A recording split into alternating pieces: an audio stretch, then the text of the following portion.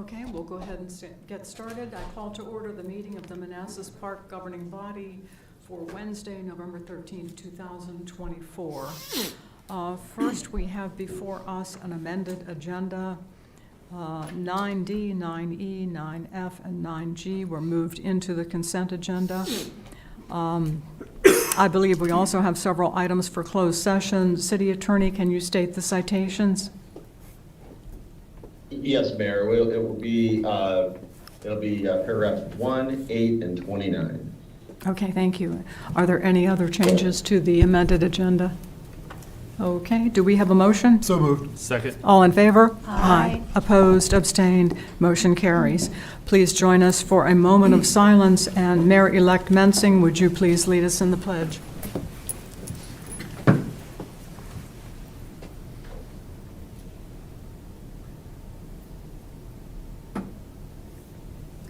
I pledge allegiance to the flag of the United States of America and to the republic for which it stands, one nation, under God, indivisible, with liberty and justice for all.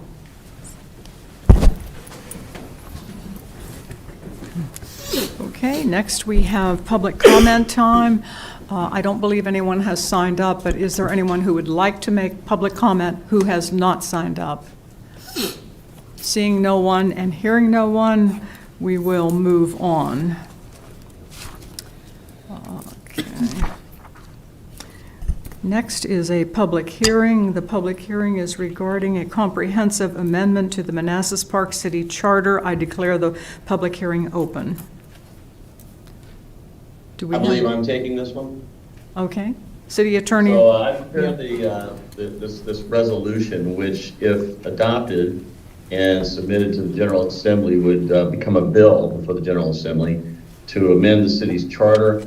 I was tasked going through and making it easier to understand, cleaning out stuff that was no longer relevant or was outdated. And then also I had specific tasks, one of which was to remove the requirement that the city manager live in the city. Another task was to require all candidates for local office to get petitions, whether they're supported by a party or not. And the last was to remove, to transfer state and local taxing and local tax and licensing authority from the Treasurer and Commissioner's offices to the city's Department of Finance. The rest of the changes are largely just to make it clearer.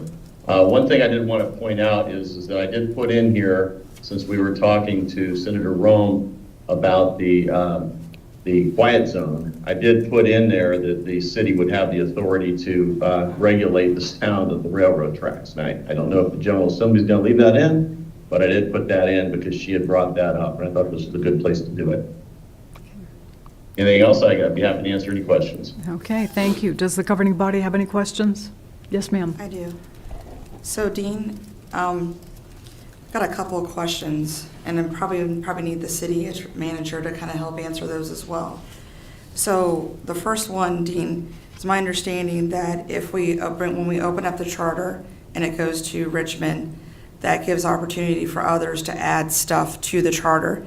And whether we like it or not, if it's passed, there's the items in there that we didn't add, and it's passed, then we're obligated to make sure that occurs, whatever that might be.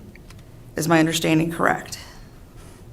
Yeah, so the city's charter is special legislation, okay? And so that differs from the Virginia Code, which is general legislation. General legislation applies throughout the Commonwealth. Special legislation applies to a singular object. In this case, it would be becomes the city's constitution. The General Assembly created the city, and the General Assembly has approved the charter and all amendments, and it can decide whether or not it likes what we've done, and it can do something entirely different. I don't think that's happened, to my knowledge, recently, so I don't think there's a great risk of that, but that is always a risk.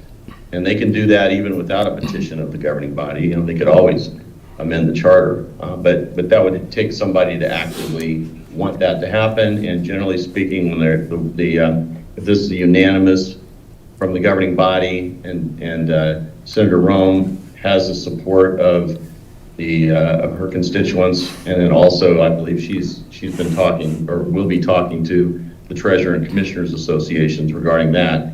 She has the support. I don't see why this wouldn't pass the way it is. Okay. So my next question I is, want to point one thing out. I mean, the Commissioner of Revenue was looking through this, and she noted a typo. So I need to go in and just do one last look before we submit it if this passes. So I just say that with a caveat that I still need to make sure there's absolutely no little errors here. okay, yeah, because I did see the word "he" in there, where nowhere else is there used pronouns to distinguish gender, but that's small. Minor. He is generally used. I mean, we can make it he, she. I don't have a problem with that. We can do it throughout if you want. No, I just but saw it it. was It just kind standard. of caught my attention because I do kind of edit for a living. My other question, though, and this is probably more for the city manager. So if we take all these duties that were the city treasurers, the city treasurer, and the city commissioner of revenue, the bulk of those duties, and move it over to the finance office, and I'm not sure, maybe you would know or Dean would know, then what exactly will the treasurer and the commissioner of revenue be doing for 40 hours a week? That's a great question. So on the first piece, I think if city staff, were to take over some of the responsibility, then I'll have to get with the finance director and see what skill set we have existing that can, absorb those responsibility. I think the current structure has us absorbing both of their staffs, the majority of their staff, with the exception of the actual constitutional officer themselves. And then, so I think related to that, I believe that their duties now are relegated to just collecting the state portion of the taxes. Okay, Yes, and then also the Commissioner of the Revenue, she would be tasked to helping people with their state income tax returns. She would do that, but they wouldn't, honestly, they wouldn't have a lot to do. Most of the work would be with the city and the Department of Finance. They would be allowed, if they wanted to assist, and that would be something separate between them and the city manager. Their compensation with the state is dependent largely upon what they do. So if they wanted, to get their compensation up, they would obviously volunteer to assist, but they don't have to. There's not much going on there in those offices if this does pass. okay. And I think those are all my questions for the moment. Okay. Any other? Yes, ma'am. I just had a concern on page 9 about the regulating the speed and sound of locomotive engines and cars.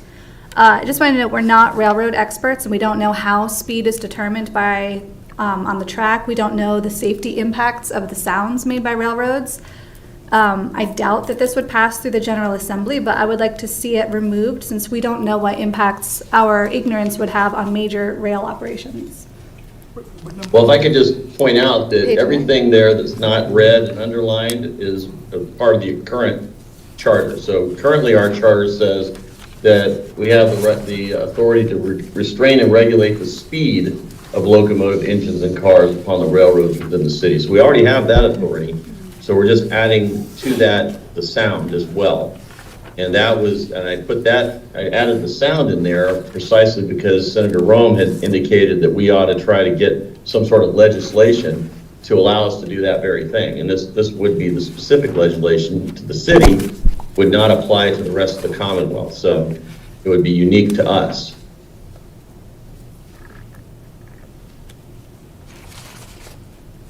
Do you have a follow-up?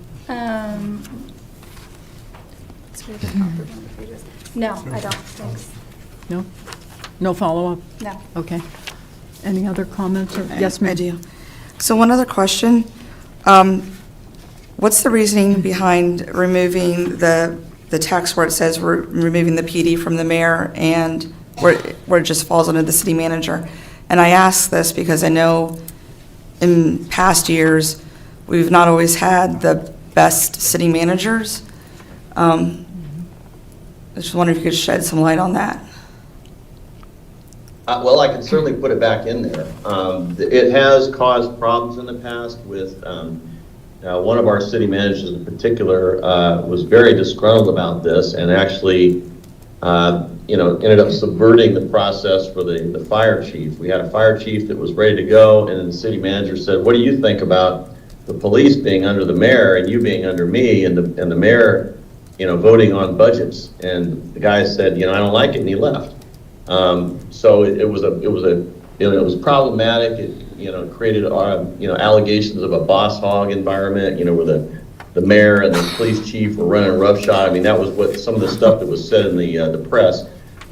I took it out. I thought that's what had been told to me at one point. Now, if that's not the case, we can put it back in. I have no problem with it. Yeah, I was just wondering. And then one other question, I had a resident reach me tonight, and I think I corrected it for them, but they thought, when it talked about the elections, that people were only serving 2 years. And could you explain that it's not 2 years, just in case my explanation wasn't very clear? Can you point Oh, to the sorry. exact? Yeah, with the city council and the terms that they serve. I don't think I changed that, though. No, right? no, That's but just it was- the way it is right now. Right, but Right I'm- now, No, I'm just asking Okay, because so- I had a resident reach out to me for clarification, and I was hoping that maybe you could clarify it. well, the way it works is that they're not 2-year terms. They're elected every 2 years, with half of the council elected 1 year, and then the other half 2 years later. And then the mayor is also elected on one of those. So there's 4-year terms for the mayor and council members. Does that make sense? Yeah, it does. Thank you. It's just staggered is all.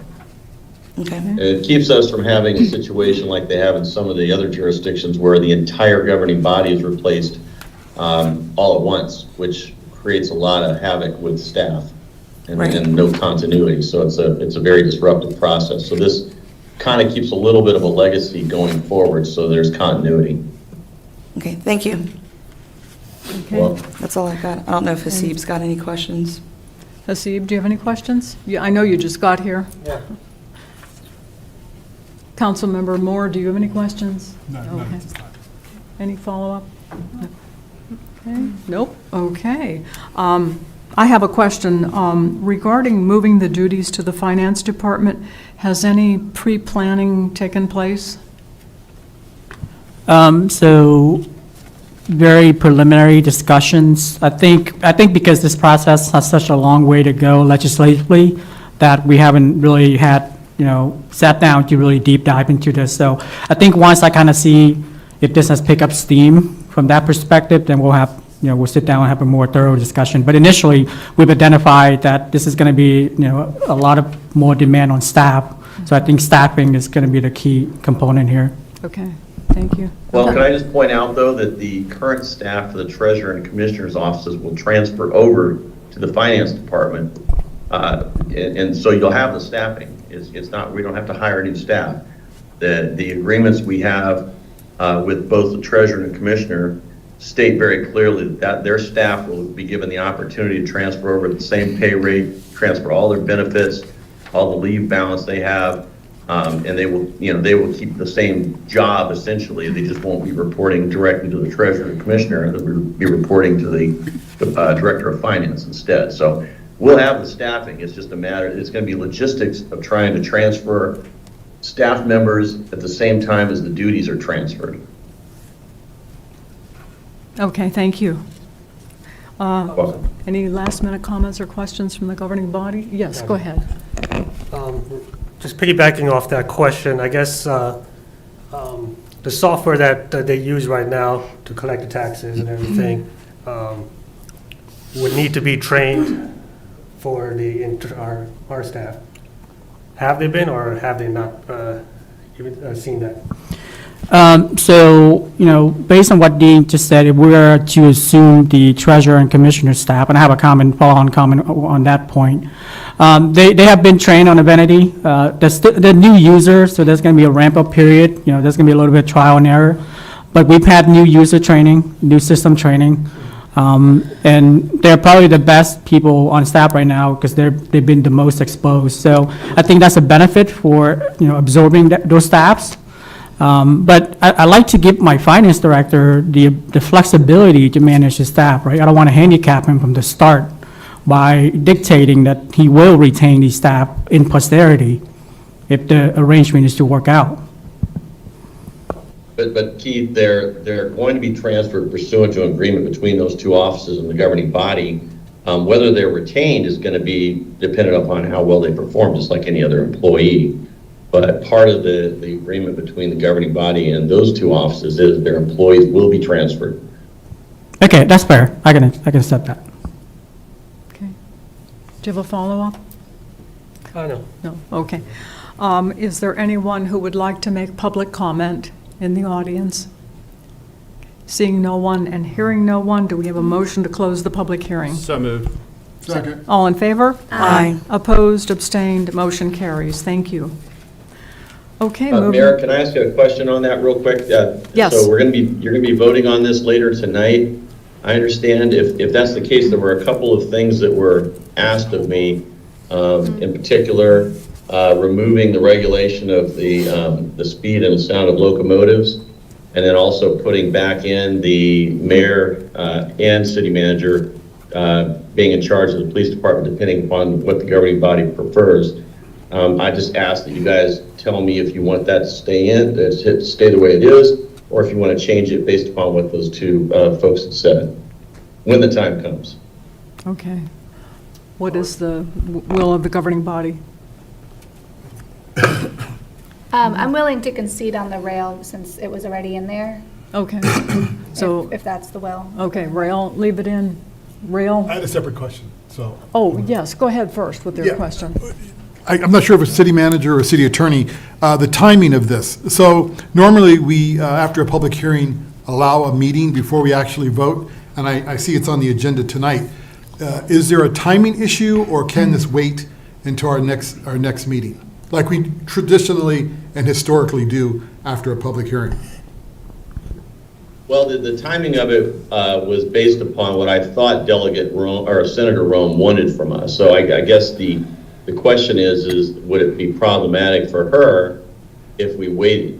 And I will tell you, we're going to need a couple of special meetings coming up here in November. So it's quite possible if we have the governing body agreement, we can just put that on there as part of the special meeting. So it doesn't have to be voted on tonight, is my point. I think that's a great solution. So hopefully, the colleagues in the dais would consider doing that, holding it off to our That's next fine. special meeting? Yes. Sure. Okay, great. That's fine. Hasid, do you agree? Hold it off? Oh, yeah, that's fine. Yeah. Yeah. Hold it off? Okay, Yes. yes, thank you. Thank Did you want the answer to the other questions? though, Okay, and then Mr. if Mayor? you want, then if you could just email me about the one remaining thing about the police department, just Okay. email me, if I can get a consensus on that, I'll put it on there for a vote then at that meeting. Okay, thank you, Dean. Thank you. Okay, moving on to, presentation on the quiet zone.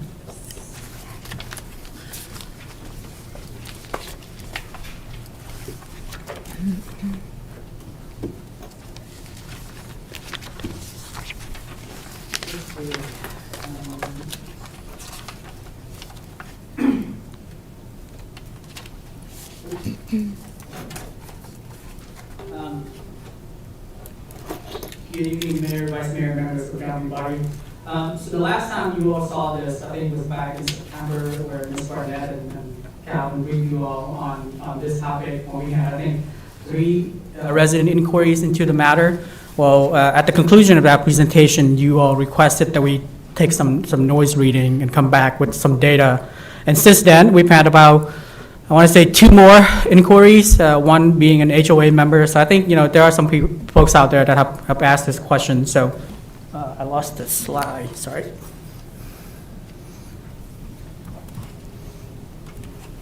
I got it. Yep, got it. Apologies. Okay, so before I go into the data, and I'm glad to see PD and Calvin here, so if you have more technical questions, they can kind of chime in. But I want to refresh your memory as well as, folks watching at home, kind of what was discussed last time. So this is not a new topic. We went through this before. way before my time, years ago, there were noise complaints regarding the railroad tracks, and really the distinguishing factor is that there's a difference between a quiet zone, which we could pursue at cost to the city, and the requirement, the federal requirement that they sound the horn as they approach the station. And unfortunately, it's not the quiet zone that people are really asking for, it's the reduction in noise, which we don't really have the authority. So that's kind of the gist of it. In terms of, and then, just additionally on that topic, we did try to resolve this matter years ago. Unfortunately, like I said, we could not pursue any political support, and we are unable to get the federal agency to kind of change that requirement. So in terms of the, the train noise findings, my apology, that's a little smaller. I hope you can read it. So we did ask police to go out there to conduct 2 noise readings. The first one, which is the exterior, this is when the police officer, stayed outside in his patrol vehicle and took the noise reading. He was deployed on Audrey Place, and he deployed a standard noise meter, and the readings were as followed. The baseline is about 47 to 50 decibel. The Amtrak train registered about 76, and the northbound VRE train was a little bit higher at 90. All of the train noises collected during that day fell between a range of 75 to 90, and just as a point of reference, the police sirens you hear is about 80. So, it's loud, right? When you're sitting next to it, it's loud. According to the National Institute for Occupational Safety and Health, anyone who is near 85, so this would apply, that range would apply, you really should wear hearing protection. So it is very loud outside, we know that, and when speaking with residents, one of the common complaints was that the Norfolk Southern are the most loud trains compared to Amtrak or VRE. Excuse me. So subsequent to that first reading, we also follow up with a second reading, this one inside the actual bedroom of some of there were 3 complainers, or not 3 residents that brought up their issues, and we went to one of them, went inside their bedroom overlooking the railroad tracks and took the reading. And as a reminder, these are the bedrooms, the residences that have additional soundproofing installation by the developer. So the police officer took the reading in the morning on the second floor. Again, you can see that there's a reduction in noise. So, for example, Amtrak was around the low 40s to mid 50s. There were a couple instances where for a split second it reaches about 60. And then for the VRE, you're looking about in the 50 range as well. So you can kind of see the high range, 70, 90, drop down to about 50. And then again, the same comment, the Norfolk Southern were the loudest train. So what does that mean for us, right? What does those findings mean for us? So if you look at the zoning regulation on the bottom, that table there, there's a separate zone, and the noise, the decibel level where it would constitute a noise ordinance violation. And so of all the ranges, with the exception of a couple of split second where it reaches 60, all of them were kind of below the noise ordinance. So unfortunately, that's the data we got. Given kind of the constraint that we have, we can certainly re-engage our political leaders since we have new congressional representation now. We can certainly do that, but the way forward is kind of the same as the last time we briefed this. We can re-engage, but absent the federal agency changing their requirements, there's really not a lot we can do. If I miss anything. Comments or, thank you, Keith. Thank you. Comments or questions? Comments or questions? No? What was, Yeah. are we engaging or Yeah, not if engaging? if you would like, we can certainly reach out to our congressional, representative to ask for their assistance, kind of like what Dean and Senator Rome is, trying to work on. Right. I just can't guarantee that we're going to be effective. Yeah. We were not effective the last time. Yeah. Of course. Okay. What is, yes, sir. Keith, beside the 5 complaints that we had earlier, have there been any other complaints from the residents? No, it's definitely below 10. I may have gotten another one, maybe. I've been getting a lot of emails. I think we're about 5 to 7 total. I know that some of these folks are night shift workers, which is understandable. I mean, I used to work night shift, so I get it. You can, the slightest noise can wake you up, so, it's unfortunate. It hasn't been wholesale, the whole residential development hasn't been wholesale, but there's certainly folks that have been affected. Were we able to provide suggestions on how they can better soundproof their own residents? I'm going to I saw that as defer. one of the possible next steps. I can ask Calvin on some of the best practices. We try not to be prescriptive in our recommendations, because certainly, there's no one set solution for everyone. Everyone hearing tolerance is different, right? So when we start to become prescriptive, it can kind of come back on the city. But we can certainly look at best practices, what builders do to further improve their homes, maybe suggest something, but we're not going to prescribe something. No, I agree. Thank you. Okay. Really quick. One Yes, question. yes. This is more for Calvin. Calvin, can you remind me how much time the staff spent on this a few years back? Good evening, I'm Calvin Odell, the Director of Community Development. Could you clarify? Yep, when we spoke about it last time, I was asking for how many staff hours was spent to try to fix this, a few years back when this first came Oh, across. for the original Quiet Yes. Zone project? Yes. Oh, so that was, I actually was initially managing that project. It was something, I did the initial legwork, which is going into the Federal Rail Administration's Quiet Zone calculator, determining the average speed of the trains and determining what safety measures would for certain be required. And then we started the initial look into the application process. It was recommended that we have an engineer do the actual alternative safety measure design before we entered into actual discussions with Norfolk Southern. Shortly after that, a third-party contractor for the city took over the project, worked with Bowman Consulting. We wound up paying Bowman Consulting around, I want to say $30,000 in design work to design the alternative improvements. And by that time, I'd say we probably had more like $50,000 between third-party contract hours and actual staff hours, and worked with Bowman Consulting. And then it got really hairy, and we had the on-site meeting with Norfolk Southern. They told us that the quiet zone wouldn't really be a quiet zone because of the commuter rail station. So that was when, your higher level staff, the city manager, the city attorney got involved and started communications. So it'd be hard to quantify the number of staff hours, but the expenditure was pretty high. I'd say we probably, if you totaled up all the staff hours that were spent, you spent $75,000 to $100,000 in the attempt altogether. Okay, thank you. Comments or questions? Yeah, I mean, I think this is something we should pursue, or re-engage. Years ago, we didn't have this many rooftops that we did in the city, and we're still continuing to grow. So I think it will be beneficial to pursue a quiet zone project again.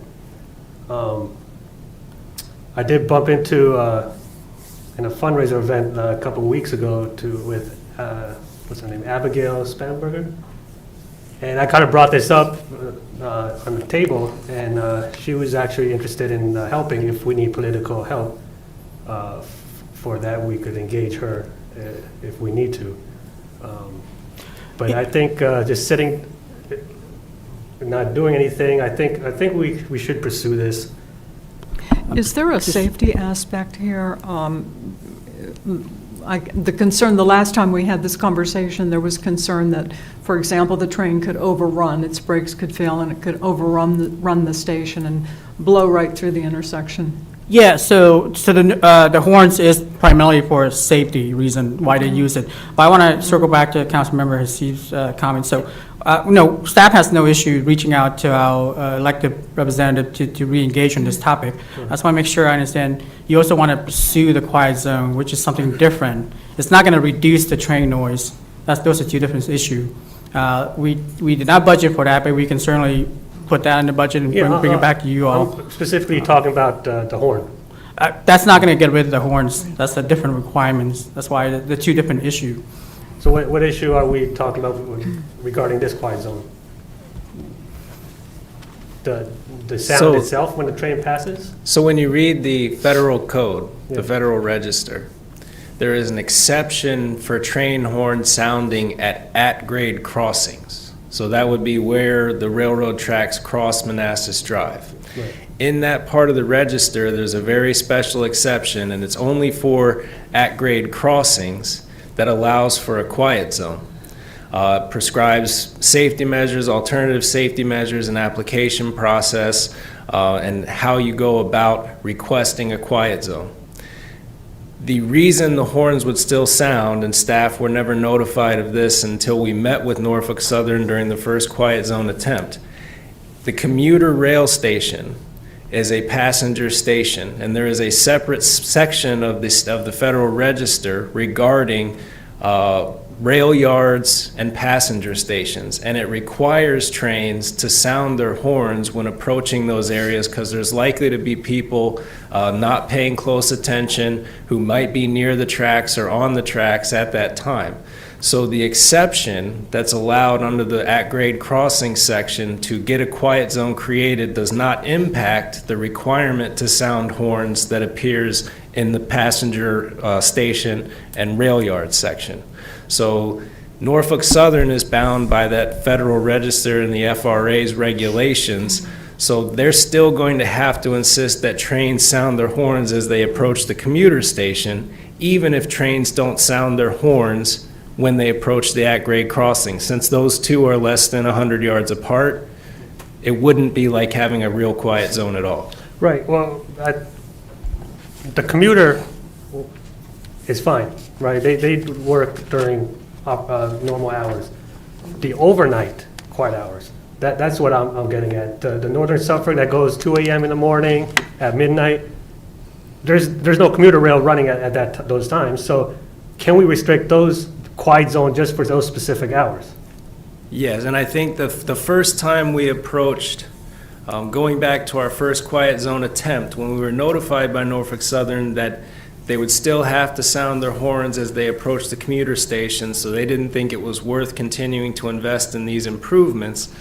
That was what we were essentially looking for help from state, Congress people. We were looking for their assistance in getting the FRA and Norfolk Southern to recognize the fact that there should not be people at the commuter station after VRE operating hours, and to allow for an exception to that rule in the register during overnight hours. But it actually has nothing to do with quiet zone. We would be asking for a special exception to the separate part of the register that regards approaching commuter stations and rail yards, and it would be probably something I think that's never been done before. There's been no precedent set, and I think that's why we didn't get very far, was because we're actually asking for an exception that doesn't exist in the Federal Register.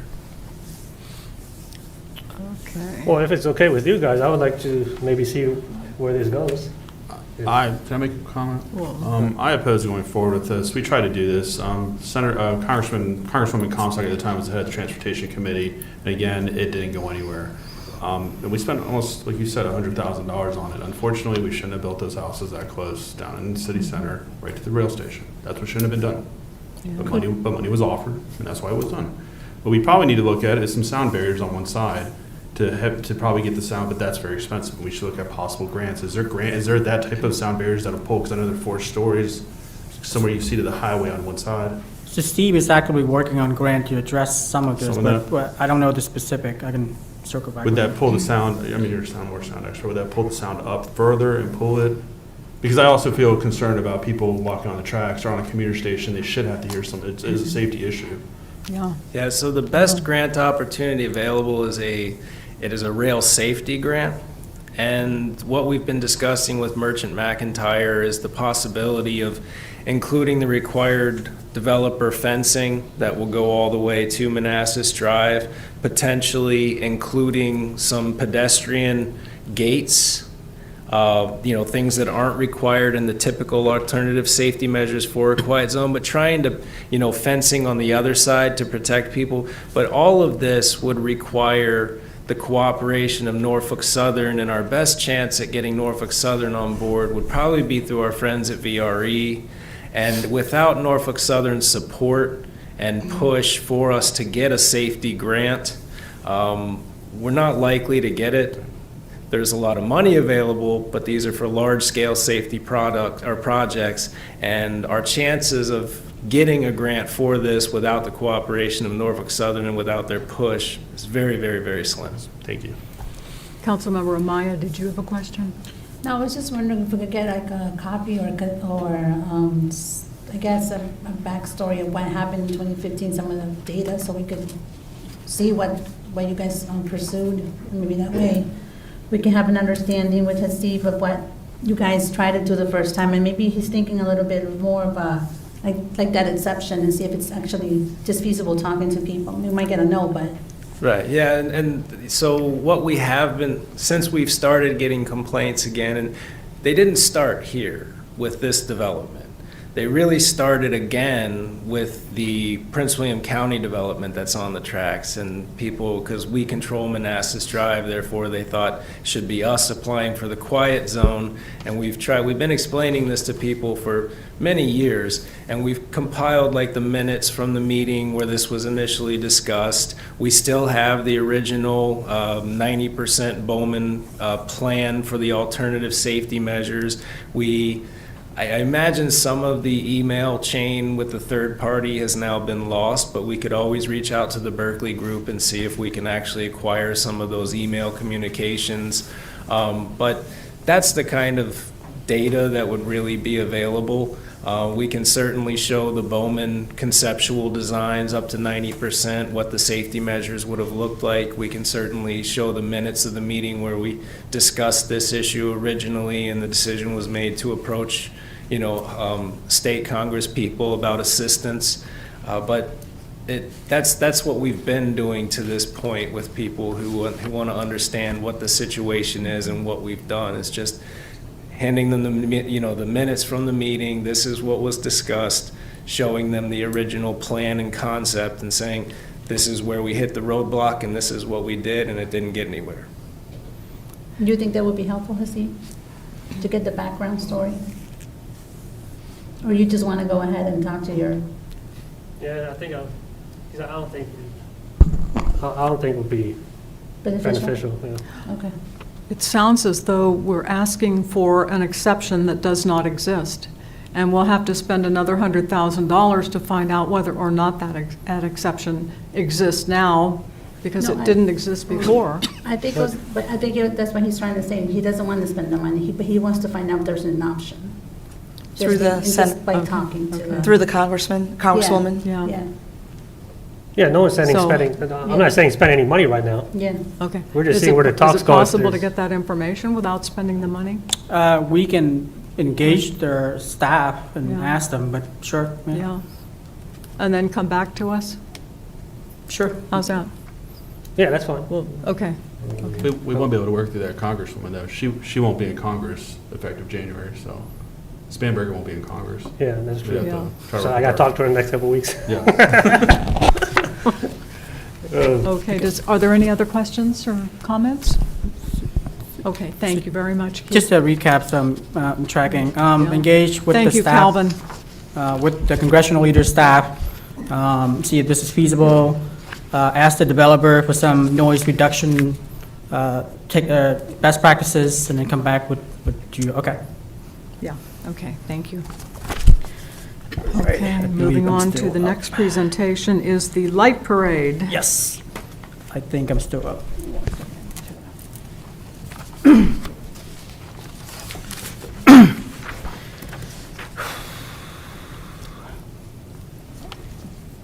Okay, so staff has been planning the light parade, and I'll be briefing this with Melissa, so I'll turn it over to her in a little bit. But I wanted to provide you all with sort of a high-level overview of what's going to happen, and then for residents to kind of get the the 5W, if you will, what's going to happen on the 7th. So as you can see, we are going to do the light parade slightly different this year. We only have one main road, so really the real difference is where does it end and where does it start, and how long or short it is. So we are going to start at Public Works, and we're going to end at the VRE garage. And the reason for that is that it's an easy lot for people to turn in and circle out and leave. For the VIPs like you all, Santa will be drop off at the City Hall Plaza for the follow-on activities. Now, there's a couple of things that I kind of want to mention to residents, because I know we've gotten a lot of different feedback that are maybe competing requirements. So one of the things that is very challenging with this parade is that we're reconciling a lot of different variables that are very difficult to reconcile, right? On the one hand, the original parade is, I think, close to 3.2 miles or something like that. You know, for point of reference, the Thanksgiving parade at Macy is 2.5. That's a very long parade. Number two, speed of march, right? A lot of feedback we receive is that they would like to see more interactions, more walking, and that's a very difficult thing to do when you have a long route. And then the third variable that we try to reconcile is time. Now that we have, essentially a watch party with plenty of fun activities on the plaza, one of the feedback we got is that the parade takes so long to get to the plaza, and so we push those activities back on the back end, which, it gets too late for some kids and families. So it's very difficult to kind of reconcile all of these variables. So this is the best that we can do to make sure that we create more interactions by allowing walkers, by giving out candies. This helped with our police for control of the movement and the pace of march for the whole parade, because this is a very long parade, and you're traversing not a historic main street, you're traversing a main thoroughfare. And so that also affects, how long you close down the roads. And so that helps police out by shortening the parade, and then it allows us to kind of finish this in a timely manner so that it doesn't inhibit the back-end activities. And so that's sort of why we are planning the parade route this way. There are some other new features this year that we hope will kind of enhance the festivities. We will provide a way for residents to track where the parade location is via an app. If you remember, we did the Santa Ride Along where people can track it. It's a similar app. We'll push it out the day off. And then each float will have sort of a random reflective number where folks can kind of vote for the best float, and we'll announce the winner at the tree lighting. So on the left-hand side is the timeline. Obviously, we hope to start sharp at 5 p.m.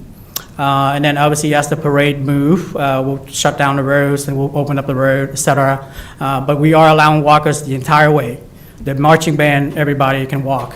And then we hope to end here, I want to say, I think we're estimating about an hour and a half, but it just depends on kind of how interactive it is, right? And then once we get here, there will be ongoing activities at the plaza that I will let Melissa brief here in a second, and then we'll just kind of end the night here. So that's the overview. I'll turn it over to Melissa to talk the plaza activities.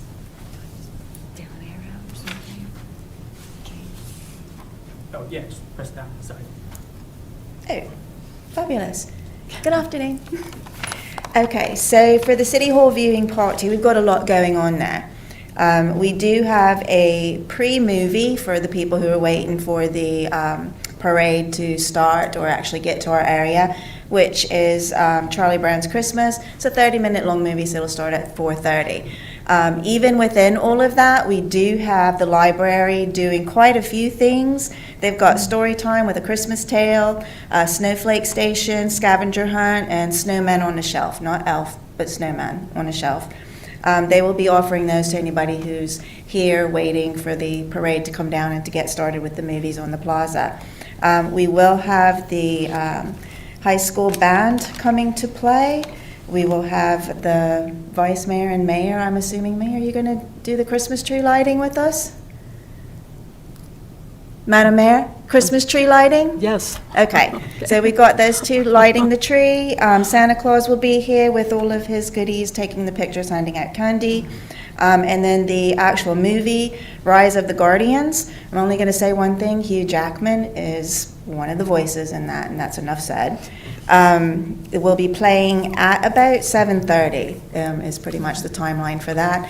That is 97 minutes, an hour and 37 minutes, and then everything will be over. We will have food vendors for everybody, drink vendors for everybody, as well as what's going on in the library. The library will continue all their activities through the movie in case there's people who don't want to watch the movie.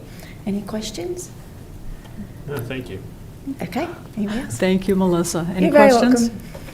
Sounds fun. Fantastic. Okay, Yeah. thank you. Thank you. We will have some bleachers along Manassas Drive. I think we got 2, so that'll help with some of the seating. I know one of the, when we drove by last year, it was, a lot of people were standing in the street, so. But we do encourage folks to bring their lawn chairs, right, and blankets, things like that nature. And Keith, so how long will the intersection on 28 and Manassas Drive be closed, I guess? Do you guys want to talk? So I think when we start at 5 PM, they're going to close all lane going the same direction, so that's eastbound. This one? Yep, and once we clear it, obviously, we'll reopen it immediately. I think the main intersection has always been 28, and so that's why we're gonna try to, balance enjoying yourself while walking, but also maintaining that brisk pace so that we do clear up that intersection as quick as possible. Now, once we cross that, it's kind of smooth sailing, because we don't usually get a lot of traffic, on this end during that time. Thank you. Any other questions? Questions? Really Yes, quick. ma'am. Can we put something in the media about the 28 being shut down and Euclid being shut down during certain times? Yes, that's one of the things we will push out, is the road closure. That's one of the main things. And this is just to give you all an idea, and whoever is watching from home, an idea of what's going to happen. But we will make sure messaging gets pushed out, and that is number 1 on our list, is the road closures. Not just our social media, but ahead of time to local media. Yep. And I know we can't put a variable sign out there because that'd probably be too distractive when people are driving. We can use Everbridge. I think this is a tier 1 event for the city that affects Okay. a lot of equities. We can certainly push on Everbridge as well. Okay, thank you. Thank you, Keith. Thank you. And next, we move on to the next presentation, FY25 Budget Amendment 1 and ARPA Budget Presentation. Sorry, I'm still up, so. Let's see here. Okay.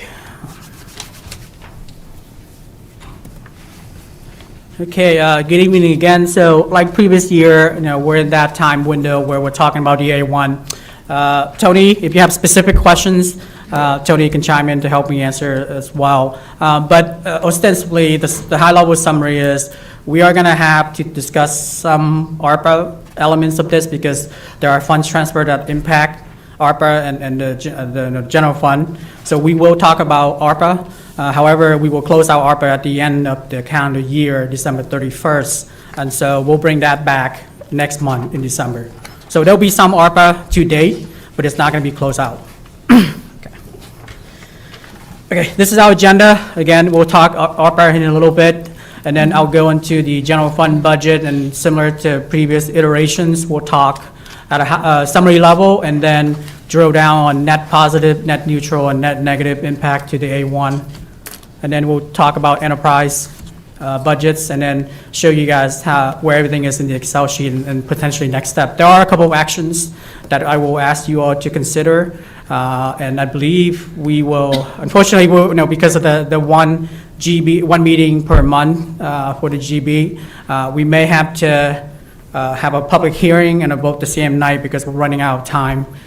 Because the next meeting is December, and we have to obligate and close out ARPA by the end of December. So we may have to do the public hearing and the vote next month. So, okay. So ARPA update. This is really tight. As you can see, so I'll start with sort of like the high-level summary on the right-hand side. Sorry, let me get my notes here. So if you recall, when the city first got ARPA funding, we had about roughly 21.4 million. 18 of that was from the federal government, and 3.4 was from the county share. Total is 21.5. Obviously, as we get the money in, we put it in a money market accounts that's been accruing interest. So while we're earning interest, we're also spending down on capital and operating. And so we're earning interest, we're also reducing the capital, so we're earning less interest as we spend down. So interest earned to date is 1.4. We still have some money left in the money market account, and we still got, some time left, so that's still accruing interest. We're projecting that we may get about 400,000 more in interest till till we absolutely expend all of the ARPA funding. So the total, not including the remaining interest, is 22.9. So if you take the ARPA total plus the interest earned to date, that's how you derive 22.9 on the bottom.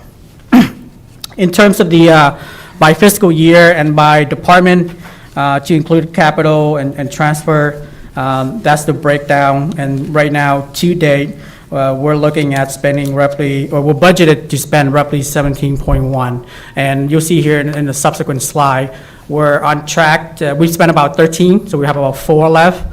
And most of them are either in the process of being obligated or will be obligated. So we're doing a pretty good job spending down ARPA. And I think I saw a Northern Virginia report. We're one of the higher jurisdiction with obligation to date at 59%. So we're doing pretty well.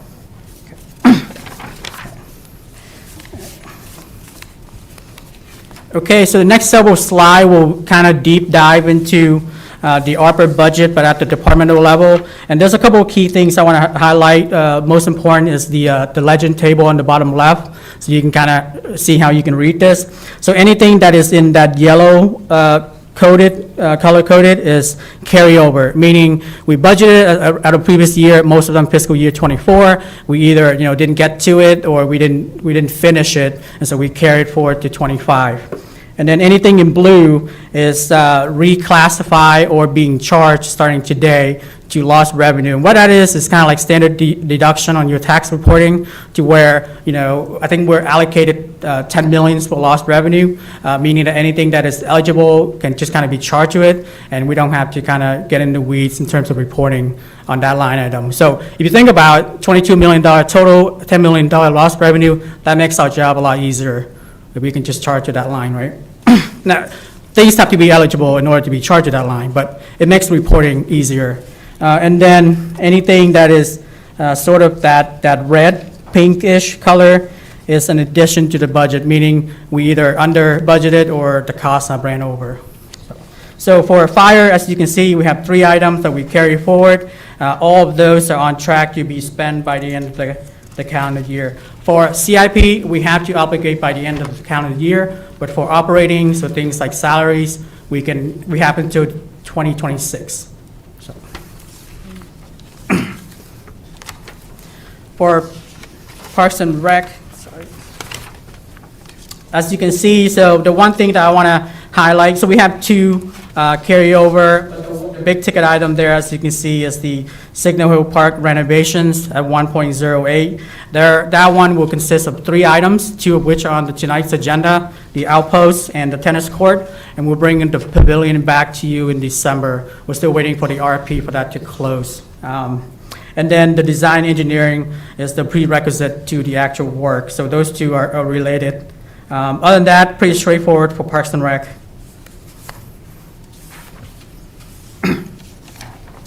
For general services, essentially the central admin staff, the big ticket item there is the ERP. Obviously, we are still in the process of implementing our ERP solution. We just kicked off Gov for utility billing, and we have 2 items on your agenda tonight to close out, which is the 3rd module, HR and finance. I believe we should be able to spend all of it. There may be a marginal saving, but for software, I'm okay with taking the risk of not using every single cent of that, just because software, when it comes to integration, we always have issues that incur overrun. But other than that, we should be able to expend 99% of the ERP budget line. The only other thing that I want to mention here is the capital loss revenue line for the Digital Drive building. As a reminder, we spent $6 million to purchase the building, 3.5 of which was ARPA and 2.5 was borrowed from the Water Sewer Fund. Obviously, that's an eligible purchase for ARPA, so that's great, but at some point, we do have to reimburse the Water Sewer funds that we borrow. And then additionally, I guess a feel-good story for PD, thanks to Mark and finance team for their initiative in value engineering. We're able to save, quite a few saving for PD CIP, one of which I brought to your attention with the safety barriers that we were able to afford. And the other one for that line in particular, the rooftop unit, we were able to net a saving of $272,000 back to the general fund, which is a good news for 25, is because if you remember, originally we had $217K as a contribution to reserve that we earmarked for the ADU units, and so this would replenish that contribution to reserve line.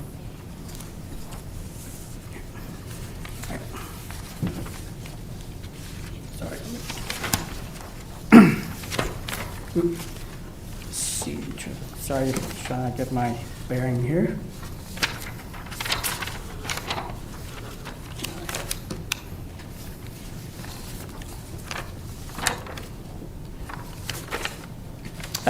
In terms of CIP projects, in particular infrastructure and transportation, the big ticket item there is the smart meter. We are projected to have some saving from the smart meter. Right now, in 25, we're budgeted to $526K to finish the project. We have one bill that's already obligated or encumbered. It's about $394.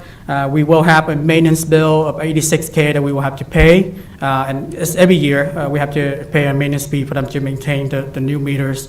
And then we may have to purchase a couple or several sub-meters for some of the new buildings that we have tenants. So Digital Drive being one, and City Hall for the 2 restaurants being one. So I think net of all of that, we'll still have roughly $120,000 saving. Now, the good news with this is that, one of the things that we find that we can do, thanks to Josh's research, is that for ARPA CIP that we don't expend or obligate by the end of December 31st this year, we can use that to pay salary on the operating side, which we have a longer time horizon to spend. So we can take that saving, this is just an example, we can take that saving, apply it to PD salaries that's eligible, and free up that general fund for other purposes. So we plan on doing that for any CIP that we don't expend or obligate by the end of the year. And that's one of the items. Other than that, everything in transportation will be obligated by the end of the year. And so to date, like I mentioned previously, total ARPA CIP budget of 17, and we have 13.4 spent to date. This does not include the interest that we have earning in the money market account, which is great because we also found out that the interest is unrestricted. So we can use that any way we want at the conclusion of ARPA. Okay, so moving on to the fiscal year 25 amendment. Like I said, we'll start with a summary level, and then we'll deep dive into the net neutral, net positive, net negative at the department level. Okay, so busy slide, but as always, on the top you have the revenue, and then on the bottom you have the expenditure side. In summary, the budget, the A1 has an $8.9 million increase. So if you look at the A1, that number is roughly $8.9 million more. Excuse me, and that includes a double count of $3.8 million in capital. So really, the actual increase is 8.9 minus 7.6 plus 3.8. So roughly 5.1 million. On the revenue side, as you can see, most of that is CIP carryover. Essentially, the bulk of our A1 is capital related, and most of it has to do with carryover. The operating budget, as you can see there, only went up by about $35,000. So very minimal changes to the operating side. On the expenditure side, we did incur some additional costs, so I'll kind of touch on a couple of them because I think it's worth mentioning. Obviously, we've seen an increase in Versa insurance, and that's a function of we're onboarding the fleet. If you remember the fleet model, We have about 20 vehicles per year, and so we're onboarding new vehicles, and they are newer, which result in higher premiums. We've also had a couple of accidents that kind of, caused the premiums to go up. In addition, moving down to city administration, we had several HR-related, lines that went up, so we accounted for the potential topic tonight, the new city manager agreement. We accounted for his slight bump, or the slight bump in salary there. We did have an IRS late fee. I don't know if you recall, there was a period where we were kind of late in our IRS filings. We finally got a late bill. This is a lagging bill. It happened back in April, so it finally got delivered to us. So that was an additional cost. And then obviously the tuition reimbursement that we used a lot this year, as you are aware. And then for police, the increase in overtime, that was due to the missing person case that, as we should, police did a good job on that, but obviously they worked very hard and it resulted in overtime. And then the only other item of note is the fire department medication, EMS medication, new procedures where we had to, buy the safe and install the safe and buy additional medication. So that's an additional charge or additional cost to the A1. So that's the summary of the A1. The bulk, again, like I said, is capital carryover and marginal increases on the operating side.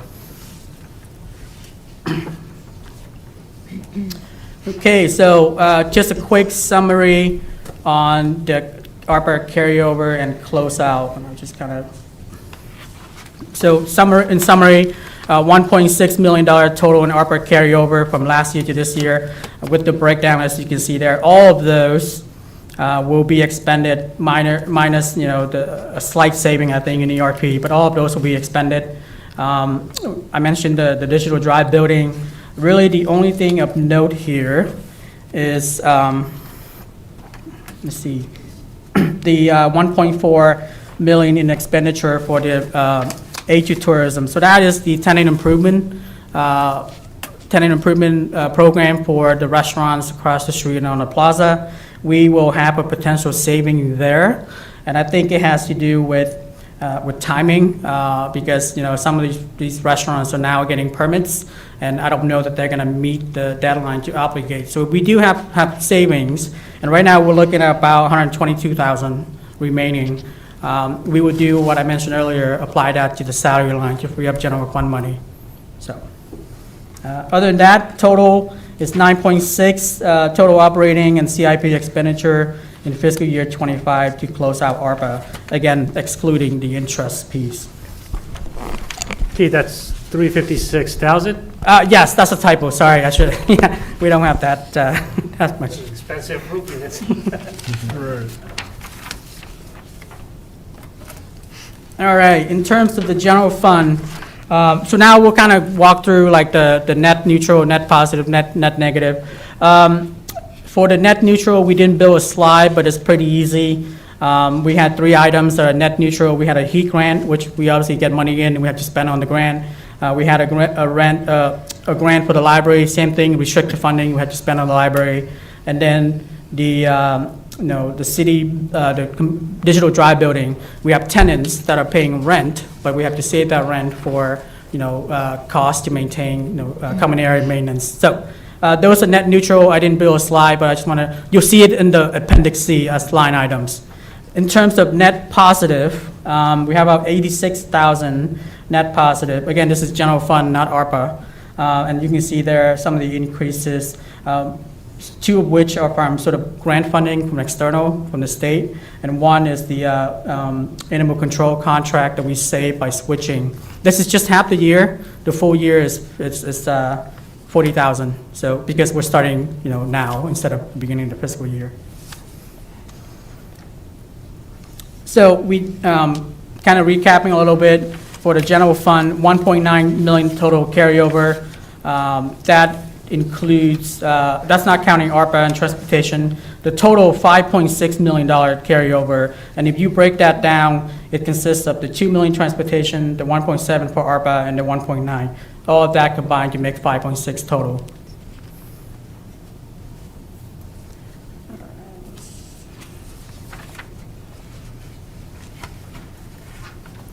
And then continuing with the positive financial impact, oh, we already mentioned that. Oh, negative financial impact. So for negative financial impact, I mentioned earlier that we are going to do the CIP items, improvements for the water parks. So obviously, we're projecting that that work is going to delay the opening.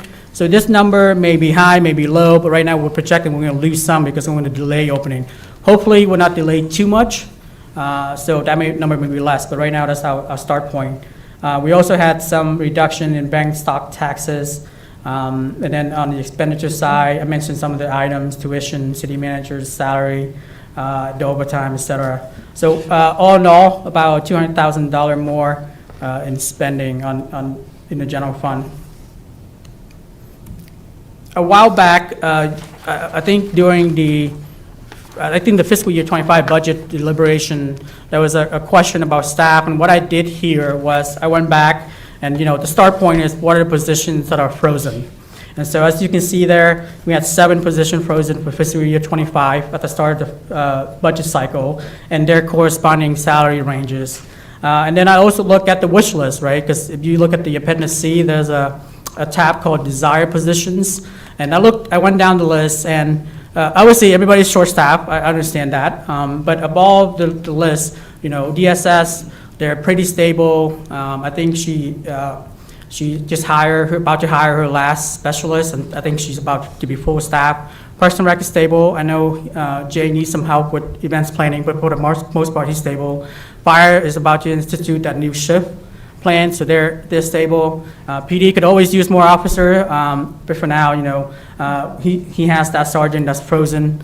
And so across the board from the wish list, there was really one that I thought that we may need if we had the funding. I'm not saying that we will, hire this person, but of all the lists from the tab that I've identified that one as sort of something that could be potentially useful for us. And then at the end of the day, by looking at all of the, across the frozen position, the wish list, what we have available, vacancy, et cetera, my recommendation is to hire these 2 folks, and I'll explain why in a second. The first one is the collection specialist. Right now, looking at our delinquency, we have $1 million delinquent that we have not collected. The hiring range for this is $72,000, and so even if you collect 10% of that, you've already made back that money and more. And so I think there's something to be said for efficiency's sake when we collect in-house.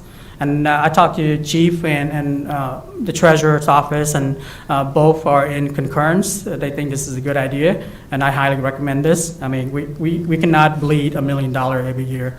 That is just incredible. And then the second thing that I would recommend is the building official. Now, if you look at the frozen positions, right, the initial cycle, we mentioned building inspector and zoning enforcement because of various reasons, short-term rentals being one of them. I went back and discussed with Calvin and Mickey, and we identified that the building official is more beneficial because he can do both building official duty and building inspector duties. In addition, and I'm not sure if this is public knowledge yet, but we believe that the building inspector may be retiring soon, and so we need to backfill that position anyway at some point. And so I think the value is there in hiring a building official to cover down for that building inspector at some point, has a broader portfolio or can manage a broader portfolio, and kind of alleviate the pressure on Calvin, who is the director for 2 departments and the building official. And so I think there's a lot of value there for the salary range. And how we're going to fund this is, as you can see there, we have a vacancy for the system engineer. He has moved on to other opportunities.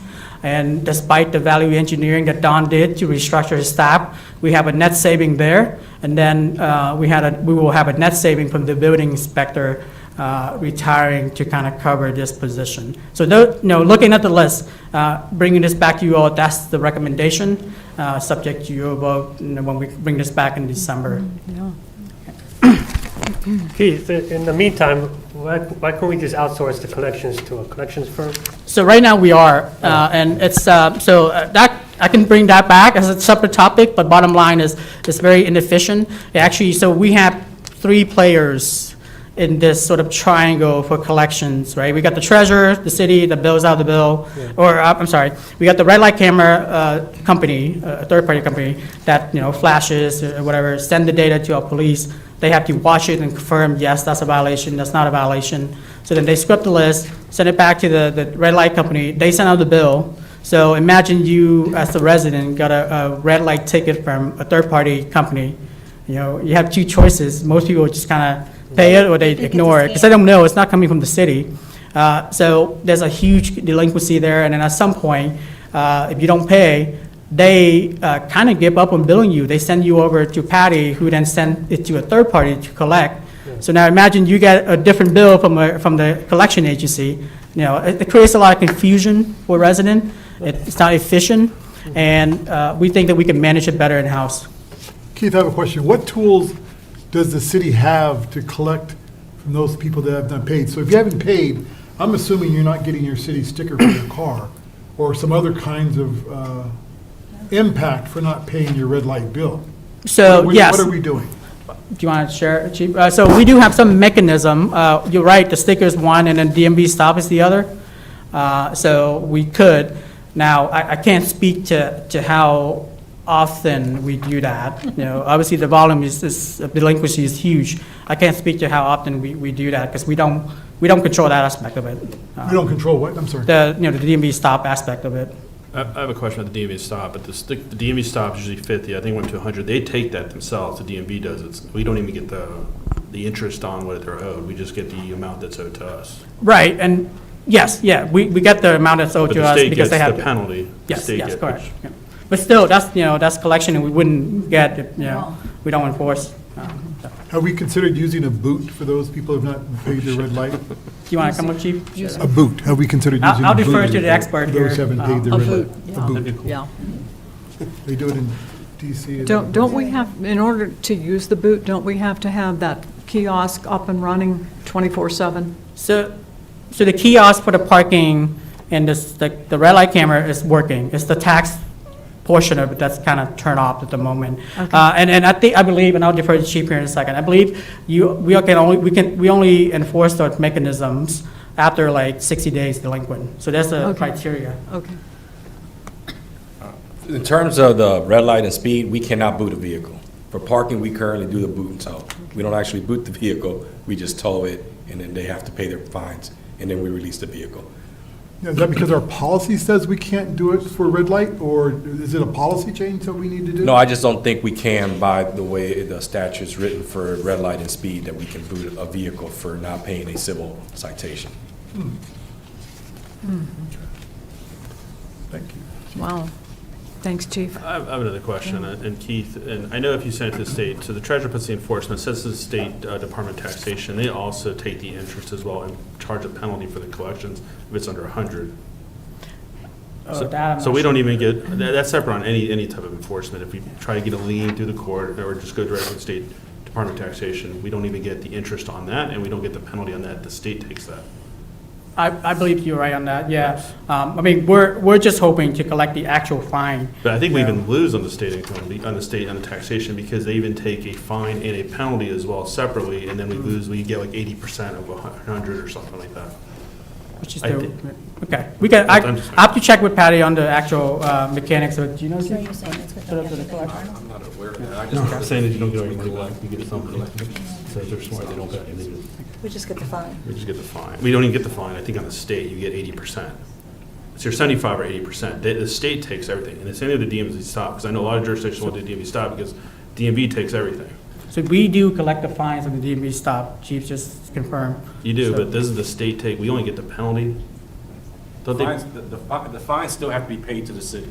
Yeah, but there's the DMV stop puts additional 50 or 100 on, I think. So they'll collect whatever additional fees. Yeah, they DMV take put. that. We should get that. We actually, we should get that. we actually only, in order to submit to DMV stop, there's a fee that Yes. we charge, because we have to pay DMV for that. What do you do with false alarms? When you do, like a fake, you do false alarm billing? Like for. If you go out to a house alarm or business? Yeah, it has to be a nuisance. We can't, if it's one or two, we don't deal with it. If we have constantly keep going, then we bill them.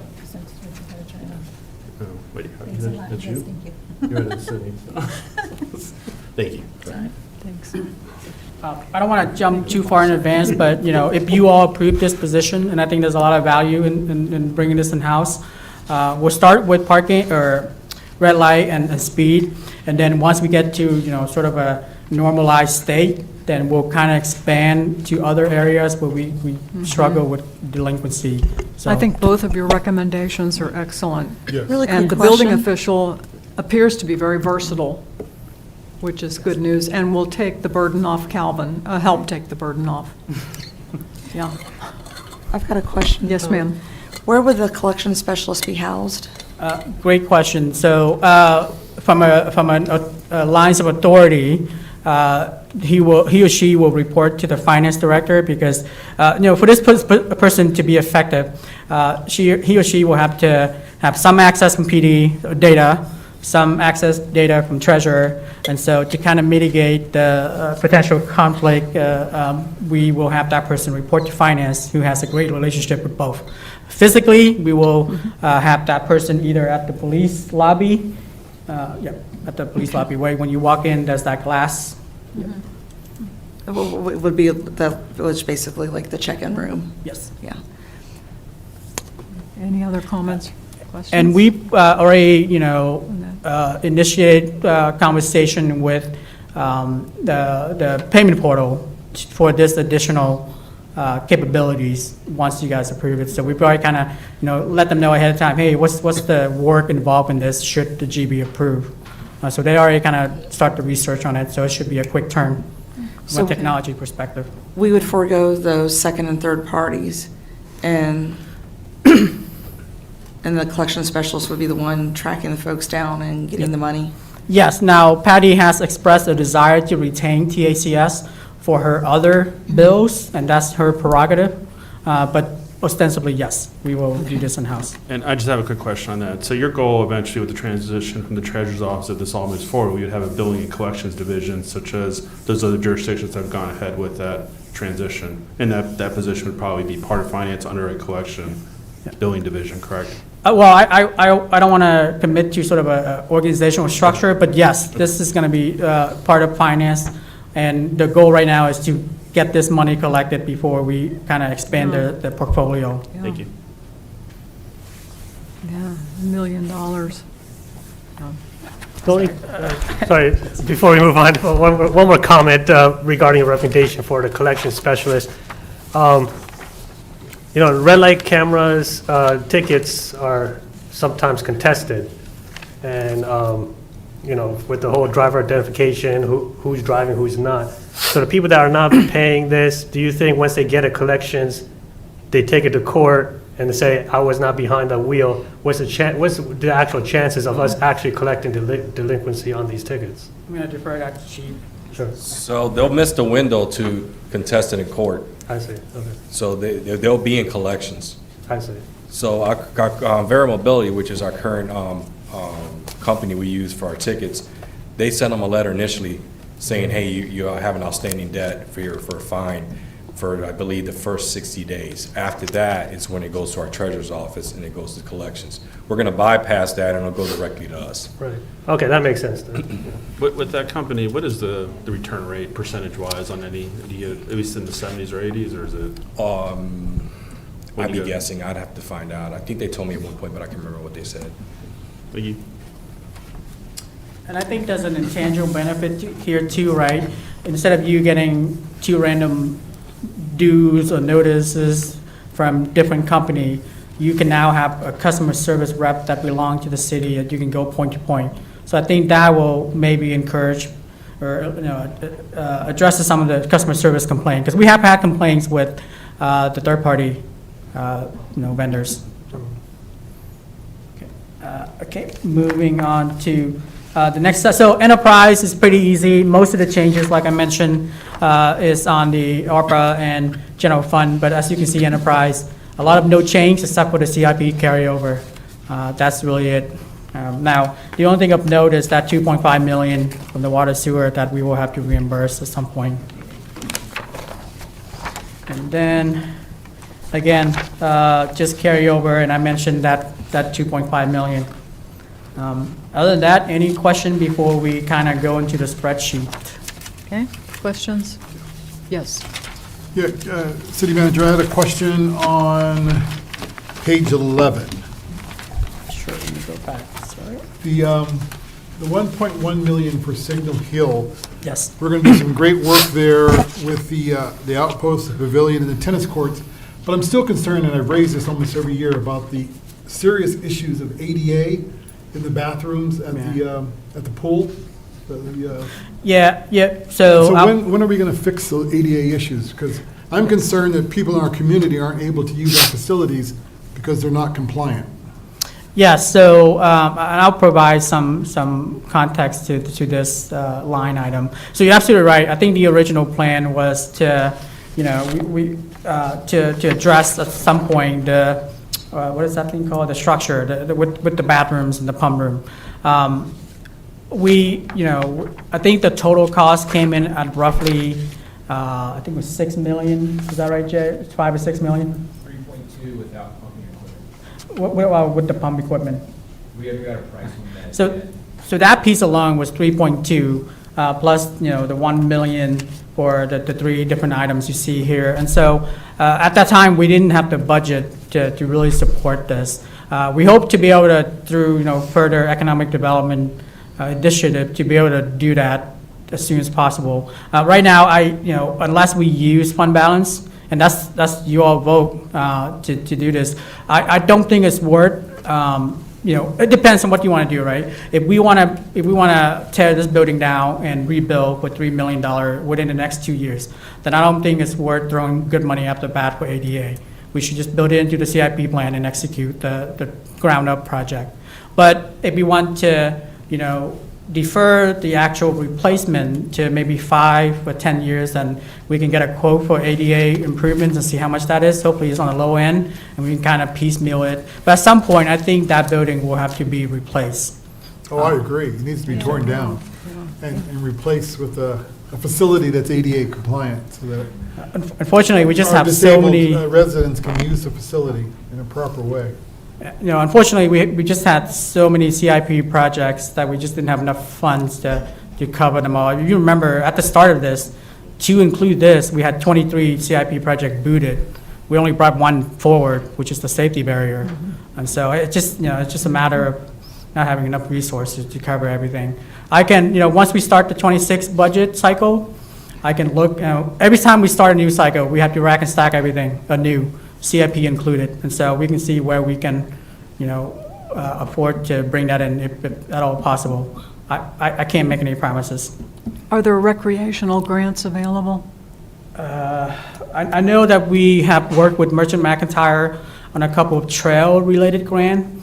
I don't know about recreational infrastructure. I haven't seen any, but not saying they're not out there, but I have not recently seen it. We can look into. I mean, I know that is a, interestingly enough, we know that the outpost. I've seen the outpost myself. It's in pretty bad shape. That's an absolute must replace. We've had some comments about the pavilion and tennis courts, and I know we've gotten comments about the bathrooms and the structure there, and the pump room is also in bad shape. So yes, it's on our list of wants, and we would like to do that as soon as possible. In this budget, I don't know that I can do that. That's a big chunk. We'll have to look at the fiscal year 26 budget and see. The restroom you're talking about, the pool or the pavilion? No, so Restrooms at the pool, bathhouse. at the pool bathrooms. the structure is the main, gate when you walk in. I On see. the left is where the staff sits with the kiosk and the staff room. Yeah, yeah. On the right. And then the right is like the bathroom and the pump room. The pump room is what makes, all the water, Yeah. But there's so many issues in that bathroom. I mean, as far as just sanitation and the air vents. the not the airflow in that room. I've heard just horrific things.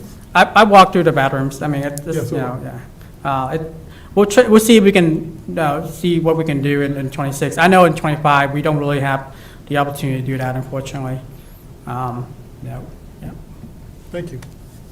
It's on our list. I know it is. I believe you.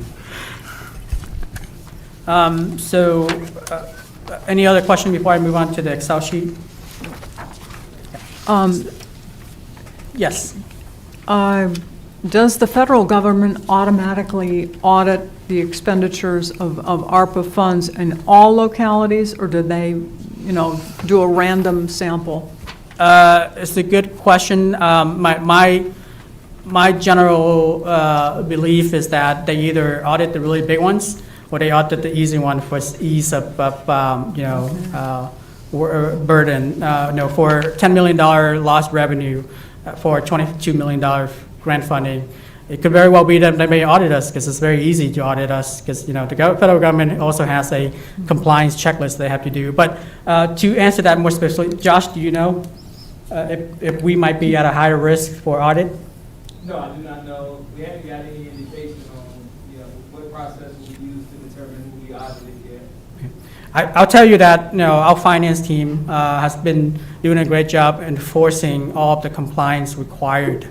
I can't even sign a purchase order without having all my ducks in a row. So I feel comfortable if the federal government does audit us, that we will pass for ARPA. Yeah, sure. Thank you. Okay, so I will pull up the Excel sheet really quickly. And I think at this point, all of you are very familiar with it, but I'll just kind of go over it really quickly as an exercise here. So when you open this up, it's a little cleaner. So it's not the full, oh, sorry, I gotta bring that over. It's not the full Appendix C because it's the A1. And so as you can see on the bottom here, there are several tabs, a lot fewer tabs. You got the overview, the line item budget, the capital overview, the actual line item for the capital, and whatever we carry over for fiscal year '24. And so we will post this on the city website. I don't remember I sent this out to you, but I can certainly send it out to you all as well. Feel free to look into it. Obviously we have another month before we bring it back for you all to do the public hearing and the vote. So between now and then, we're happy to answer any questions once you look through this. Just let us know. Other than that, I think there's a couple of actually that transition to the next step. 1 second.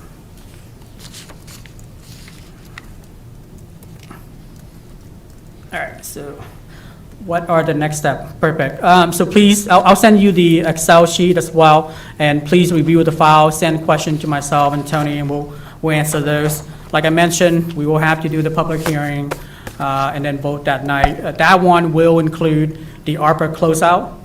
Hopefully by then, we will have 99%, or if not 100% of the ARPA capital obligated, and then the operating can go for another 2 years. And then as part of that, we also will bring the Q3 appropriation to you all to vote on, to include the schools. And then there's a couple of decision points. The top one is the big one. So I mentioned the two positions, the building official and the collection specialist. Up to you all. It's not a package deal. You can pick one or the other or both. But that's one decision point. The other decision point is every year as we close out a budget, one of the things that we try to do for staff is provide a small bonus. In fiscal year '24, we are anticipating, I think, a 1.9 mil surplus, and so I am requesting to do a small bonus for full-time staff and part-time staff. Full-time will get 1,000, part-time will get 500, and they have to be employed with the city before fiscal year '25 started in order to qualify for the bonus, and that is an aggregate cost of about $200,000. So $1.9 million surplus from fiscal year '24, projected, because we still got to close out, projected surplus from '24. 200,000 of that will be for the bonus payout in '25 because of timing, and then the rest will go into reserves. And then we need to put that in the reserves. Yeah, okay. So do you want guidance this evening? This is just to brief you all, what I'm hoping you will consider when we bring this back. That way, then you can vote on that. And then the other stuff I mentioned, ARPA Budget Amendment 5 and then the school budget. And then anything else between now and then that you can think of. Obviously, the Parks and Rec CIP item is one, but anything else that you can think of. I think I still have to get you the 50th anniversary budget. Yes, thank you for bringing it up. That was not part of this, because I'm still waiting on the budget. If you can have those numbers, that would be helpful.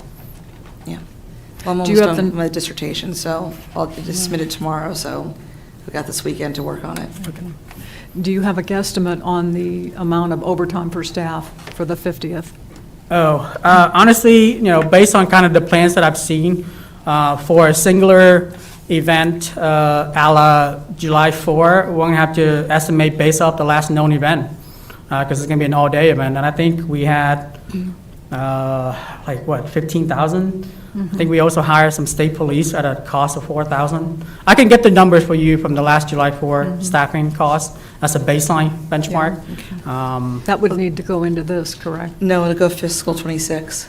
I'm sorry, Fiscal 26. fiscal 26. 26. Yeah, because I think the event is September 2025. Right, so you have, yeah. you have the 50th anniversary time, celebration, okay. July 1, the small parade on July 5, and then the big celebration will be around October of 2025. The small parade might also require staff support, so that may be an Yeah. additional, okay. Okay. Thank you, Keith. Thank you. Any other Yeah, questions? 2 questions. Yes. Yeah. What was the amount for the water and sewer for the reimbursement? 2.5. And what is the amount going into reserve? For fiscal year '24, Right. right now, we're templating roughly 1.7, and then fiscal year '25, obviously, we're at the half-year mark. I think we have 272,000 for earmark for contribution to reserve.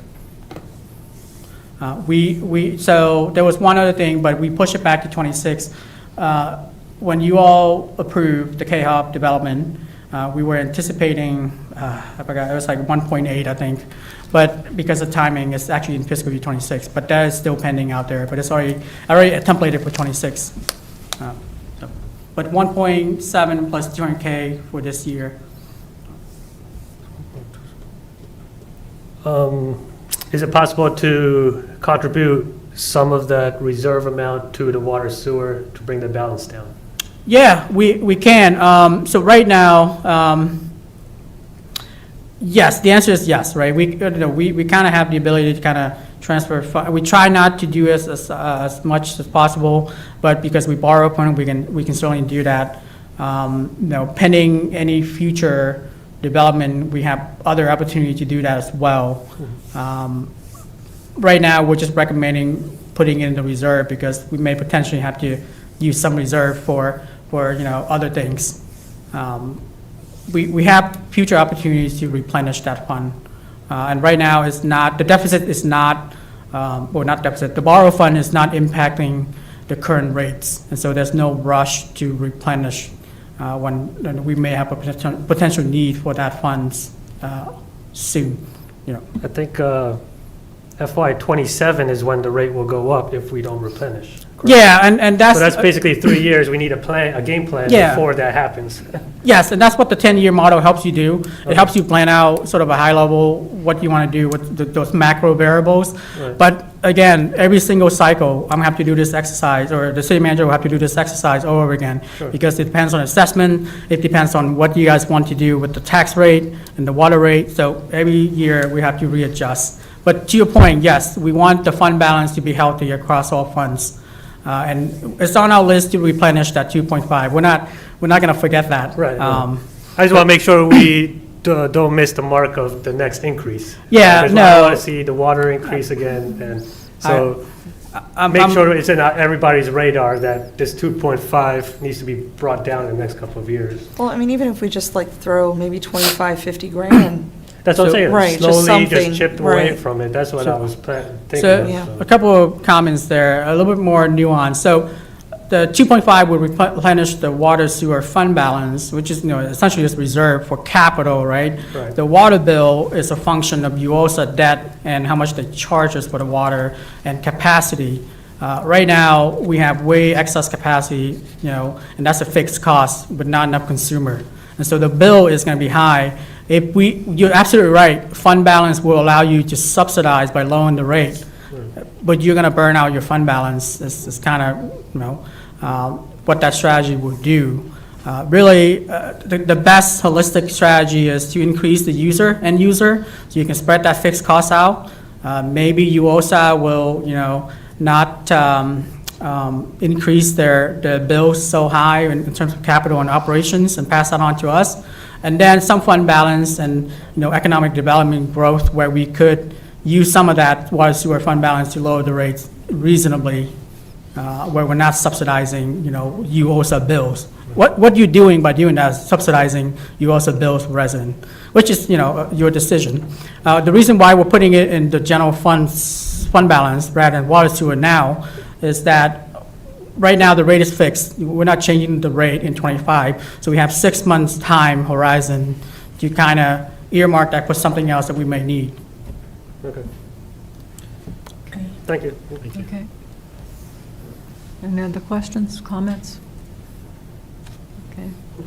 Thank you, Keith. Yes.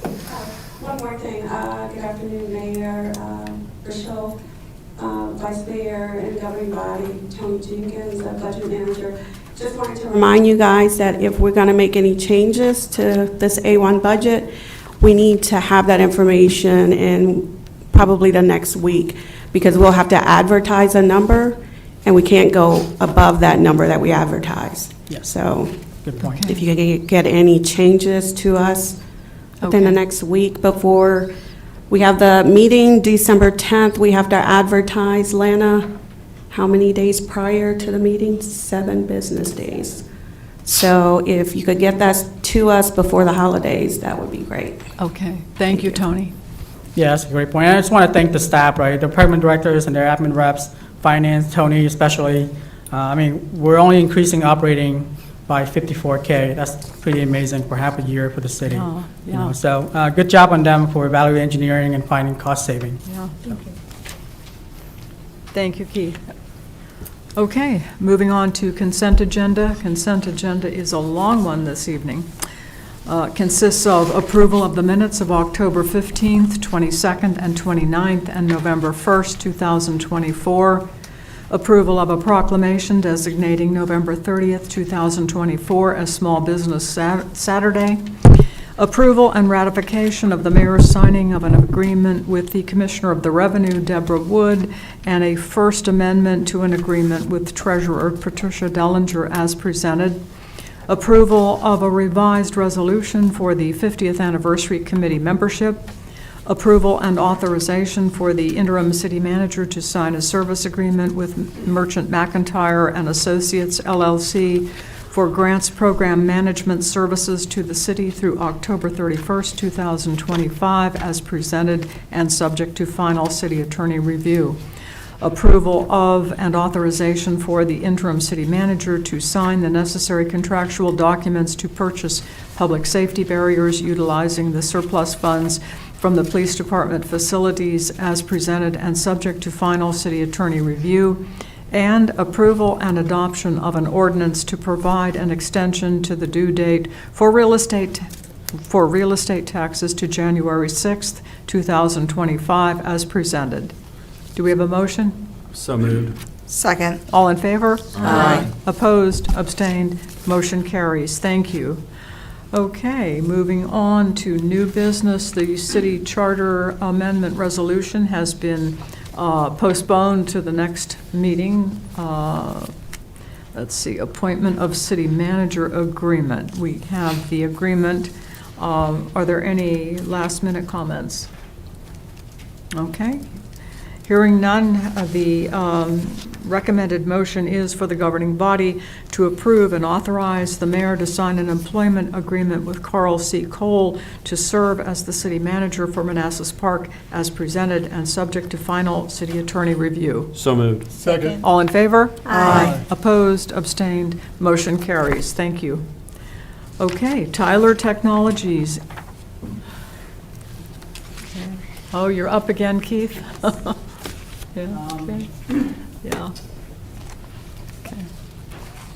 Before I kind of go into this, just a quick question on the previous agenda item. If you all can just let me know offline about the vehicle situation for the new city manager. That way we Okay. can make sure that we are prepared when we get there. Okay. Right I now, we will, have the enterprise speed model. I want to make sure that if he needs a vehicle, we can procure one. okay. I will call him directly. Okay. So the next two items are pretty self-explanatory. The first one is Tyler Technology Software Solution. So as you know, we have four modules in the ERP. Tax, we just took care of. Right now, again, I mentioned we're in sort of end user training, ramp up. We do have some challenges with the credit card processing that we're working through. But from a project perspective, that one is implemented. We just had a kickoff meeting for utility billing with Edmonds Gov, and Patty's team and Calvin's team is helping us with that. That's going to be an easier lift, I think. I think the challenge for that one is going to be the smart meter integrations. Some of the data discrepancy we're finding has make it challenging, but it should be an easier lift for that project. I think we're anticipating that to be done in about 8 or 9 months. And then during this process, concurrently, HR and finance staff went through the RP process, the vendor sourcing, vetting, scoring, and selection, and we finally picked Tyler Technologies, and I believe we presented to you all a capability demonstration a while back, and now we are at the phase where they brought up back an agreement. It's been agreed on functionally by our staff. It's been agreed on by their staff. City attorney is still reviewing for legal protections. But the ask for you all tonight is to approve us signing the agreement so we can implement the software, knowing that we're not going to start implementing until utility billing is completed because of staff capacity. However, because we are using ARPA funding, we have to obligate before the end of the year. And so that's kind of why this agenda is brought to you before tonight. Right. Any questions on that? And of course, as we onboard this, I will make sure to bring back other demonstration for you all as a refresher and for our residents as well, if interested. But the reason why is because of timing for ARPA obligation. Mm-hmm. Comments or questions? No? Okay. The staff recommended motion is that the governing body approve and authorize the interim city manager to sign a contract with Tyler Technologies Incorporated for the implementation of the HR, of the Human Resources Finance modules of the ERP at a cost not to exceed $572,318 as presented and subject to final city attorney review. So moved. Second. All in favor? Aye. Opposed, abstained, motion carries. Thank you. ERP implementation support. So in the same vein, we, for the past two module, we have used a company called Avero Technologies to help us implement the software solution, right? So you have three parts: the software company, the system integrator, implementator, and then us, the end user. So when this was first started, it was again part staffing capacity and capability limitation. And so we have hired them for fully managed implementation for tax. Now we're using them for utility billing, which you approved, I want to say, 2 months ago. And now we're asking for also fully implementation support for HR finance when the time comes. But again, because of timing of ARPA obligations, we're bringing it to you tonight. Okay, thank you, Keith. Comments or questions? Comments or questions? Okay. Staff recommended motion is that the governing body authorize the city manager to negotiate and sign a contract with Avero Advisors Incorporated for ERP implementation support services at a cost not to exceed $462,841 pending final city attorney review. So moved. Second. All in favor? Aye. Opposed, abstained, motion carries. Thank you. Signal Bay Water Park Restoration Project.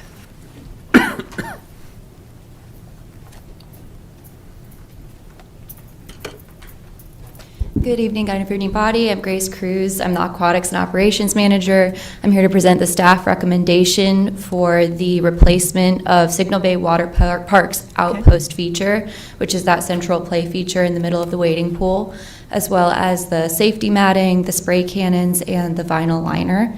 The total cost that we're requesting is $675,907 from ARPA CIP funds, and we would like to recommend that Viva Pools do the work this upcoming spring. And that's it. Thank you. Okay, comments or questions? Yes, sir. Yes, thank you, Grace, for the report. Why are we waiting till spring and not the winter when it's not in use? Well, partially because just the approval timeline, like approving it now, they then can't start manufacturing the new feature until like after now, and then they'll have to take it all out and install it. So it's just a matter of lead time on the new structure and then the demo schedule as well. So we're buying a new structure that's being made for us or one off the shelf? It's kind of a combination. It's kind of prefab, but they do have to customize it to the space that we have, our footprint, our elevation, and then the vinyl liner that we have as well. And there are a few modifications just to make it fit. So kind of a combo of both. Normally, we open, Memorial Day? So it should be finished by Memorial Day, or? will we have The to goal, close? if we have approval by November 15th, Viva Pools has said that they can get it in by Memorial Day weekend, if we don't have any delays. Otherwise, we're looking at opening a couple weeks later, like Keith had kind of mentioned. Yeah, he did mention. Thank you. Thank you, Grace. Comments or questions? No? Comments or questions? Okay, thank you very much. Staff recommended motion is that the governing body approve and authorize the interim city manager to sign a construction agreement with Viva Pools LLC for a not-to-exceed amount of $675,907 as presented and subject to final city attorney review. So moved. Second. All in favor? Aye. Opposed, abstained, motion carries. Thank you. Signal Hill Park Tennis Court Resurface Project.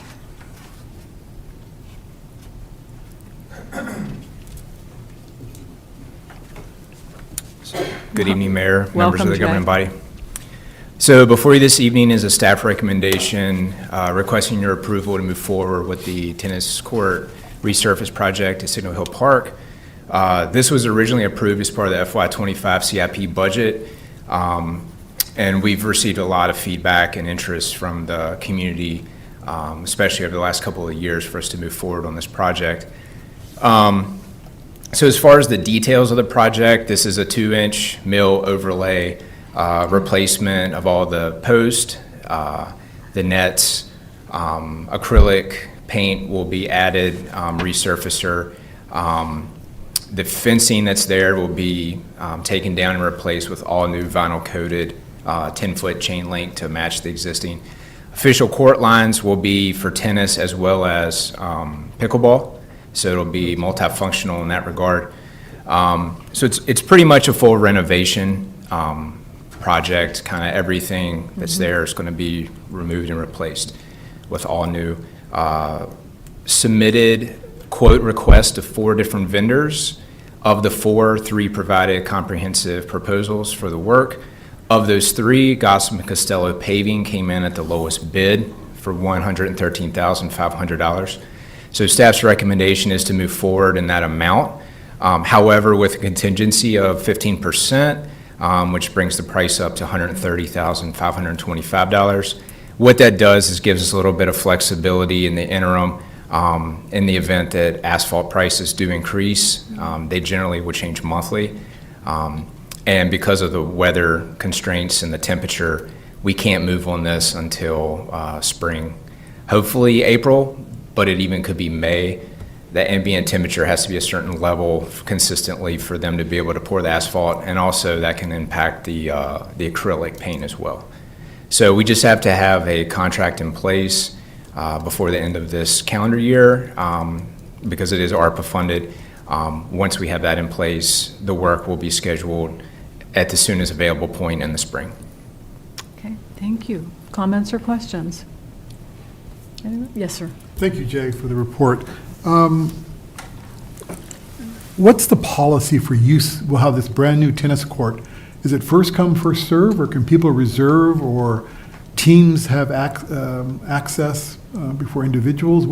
How does the Park and Rec view the policy of the use of the tennis courts?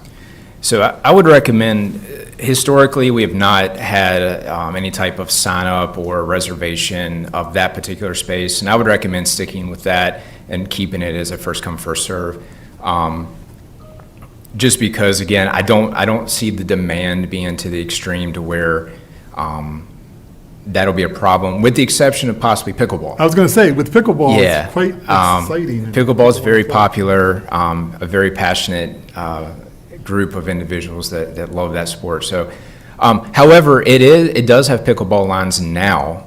The court's obviously in very rough condition, but it does have pickleball lines, kind of. It's not ideal. It'll be in much better shape. The pickleball lines will look much better next time around, but I don't foresee that being an issue. We certainly can look at making some adjustments if it turns into one. And I think we would address it just like we have with other rental spaces over there, like the pavilion or the pond area, where we just there's a cost involved to reserve it, and we'll have signage and we'll have it, we'll message it to where individuals know when they show up that the space is offline. I think some kind of timing is going to be required, because pickleball players could monopolize the court for the entire day, and if there are people waiting to play tennis, they may never get on the court. So maybe we have some kind of, you get an hour or 2 hours, and then you have to let other people play. Sure. And so rules will be posted on the court itself, like no alcohol and things of that nature, or whatever, or? We can. Generally speaking, the park rules at the top of the park kind of supersede. But if there is a need to kind of, specifically kind of, add rules specifically for that tennis court, we can certainly look at doing that. Okay. Are we allowed to give priority to Manassas Park residents? If we had to go to some sort of reservation system? And this is probably a good question for Dean, not to put him on the spot right now, but I know historically we weren't able to distinguish between resident and non-resident pricing in Signal Hill Park in the past. That's why that's like kind of the only location where we don't have that. I'm not sure now if that's an option. If it is, we could look at doing that, but it would not align with our other park rentals. We kind of, with the exception of Costello Pavilion, which is free to residents, we don't have like an outdoor resident, non-resident rate structure currently. I'm not thinking even just rate, just use of, because I could see someone from another jurisdiction, because I've heard and seen about pickleball. And I could see someone from another jurisdiction coming and, for lack of a better word, setting up camp on that tennis court. Meanwhile, a Manassas Park resident whose taxes have paid for that doesn't have the same access to it. Right, yeah, we can absolutely look at that and see if, put something in place that will kind of provide residents with kind of preferential access to the space. Maybe it's just something to have in the back of your mind if and when we get to that point. Yep, absolutely. So Jay, let me give what we did when I worked in Arlington County in Parks and Rec as a business analyst, we did is, you're correct, you can do it resident or non-resident, but we would block off and use it for internal use. And I know your system, I think you use RecDesk, has the ability to have a facility module where they can online book times, and you can block off periods just for internal programming, allow that for residents of the community, just as internal. Absolutely. That's just an option. Yep. Thank you. Yep. If I can chime in here real quick to answer the question about differentiating between Manassas Park and others. Our agreement with Prince William County is the settlement agreement for annexation. We did amend that recently, but we are required to treat residents of the county the same as city residents in all regard in Signal Hill Park. So now we could differentiate between Manassas Park, Prince William, and everybody else, but Prince William County residents have to be treated the same. So they get the same priority as city residents. Okay. Guess that answers the question. Any other questions or comments? Yeah. Go ahead. Well, it's not related to this topic, but if there's no further question, Is it related to this? no. Okay. But it's well, related let's- to Parks and Rec stuff. Oh. So that's why I was going to direct the question to Okay, you. if it's Parks and Recs, go ahead. Yeah, no, the question was about the minor league basketball that's coming into Manassas Park. Do post their schedule on the city website and to the governing bodies. That's kind of interesting, because I think that could be a great focal point for the community to come together. Yeah, Mike Arrington's done a great job developing a relationship with leadership there with, I believe the organization name is Apply Pressure Incorporated. In this particular case, bringing the Park City Dreamers team to the community center and trying to have that semi-professional opportunity there, and us being their home court, for league games. I know he continues to be in talks with, their point of contact, so we're very hopeful that's going to materialize, and we'll be able to kind of have a long-standing relationship with them moving forward. Great, yeah. He was an assistant coach for us at the Bethel Academy, right next to a community center, that church, right across that street. So I kind of know that his history is pretty interesting. I didn't know he was moving forward with this. Yeah, we're excited. Mike and I were actually just talking about it again yesterday, and I know that we're hopeful that we can kind of continue to make progress there and bring them on board. Do we have something similar to that for soccer? We certainly would be happy to entertain something like that if we were, if the opportunity presented itself. Thank you, Jay. Sure thing. Staff recommended motion is that the governing body approve and authorize the interim city manager to sign a contract with Gossam and Costello Paving to resurface the Signal Hill Park tennis court at a cost not to exceed $130,525 as presented and subject to final city attorney review. So move. Second. All in favor? Aye. Opposed, abstained, motion carries. Thank you. Okay, second public comment time. Is there anyone in the audience who would like to make public comment? Seeing no one. And Madam Mayor? Yes, ma'am. Yeah. Please come to the microphone, state your name and address, and try to keep your comments down to 3 minutes. My name's Charlotte Langford. I'm at 9215 Zachary Court, and I was just curious, going back to the 1 million in. Can you speak directly into the microphone? Is that better? That's better. Thank you. I was just curious, in the 1 million in revenue from the parking tickets, is that an issue with residency? Like in DC, they had to update the legislature to go after people from Maryland and Virginia. Is that an issue with that, us not being able to collect those funds? That would be city Chief, but I think it's every time we get a ticket data from the third-party vendor, our police officer has to verify like that there's a violation before. So I think most of the data. Are you asking if they are Manassas Park? I want to make sure. I'm just wondering, like a percentage rate of how much of the money we are not collecting are from non-residents, and if that's an issue and why we can't collect the money. I don't have that data after your point top of third-party mind. issue. Yeah. Yeah, I apologize, I don't have that data, but I can figure that out. I can provide just information because I'm aware of the Suffolk Police Department. So what happens if you're out of state, they'll send it and they'll sell the bill out to a third-party collection. They'll try to obtain it. I actually have 2 parking tickets to the city of Philadelphia. So, and I'm in collections with, well, they threatened me with collections. And they haven't got the money, so. Okay. So it's very difficult when you're out of state if you discard it. So. Okay, thank you. Yeah, Thank you, ma'am. we can pull that data pretty easily. If you can just get it with us with your contact, we'll get back with you. Okay. Yeah.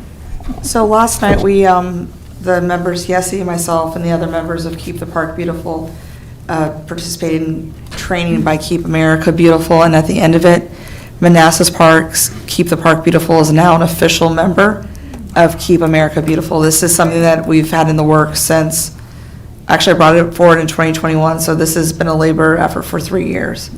And that's due to the fact of some Yvette's help and the residents who have been part of the group. So Well, congratulations. thank you. And their executive director will join us via remotely on December 10th to make the official announcement. Designation. Oh, okay. Yeah. Very good. Yes. Is there anyone else who would like to make public comment? Okay, seeing no one and hearing no one, let's move on to manager's report. Just a couple of quick events, notification. So this weekend, there's carriage prize in Signal Hill for those that are interested. And we are ending the farmer's market on the 23rd. So last farmer's market for the season, before the winter market begins. Okay, thank you. Okay, we do have several items for closed session. Dean, would you please read us into closed session? Okay, so I recommend the governing body go into closed meeting for the following reasons. The first is discuss and consider the disposition of city-owned real property, where discussion in an open meeting would adversely affect the bargaining position and negotiating strategy of the city, and to discuss the award of a proposed engagement agreement with Allison Riddle of Bean, Kinney, and Foreman, PC, including the terms and scope of the agreement, where discussion in an open session would adversely affect the bargaining position or negotiating strategy of the city, pursuant to paragraphs 3 and 29 respectively of subsection 2.2-3711A of the Code of Virginia.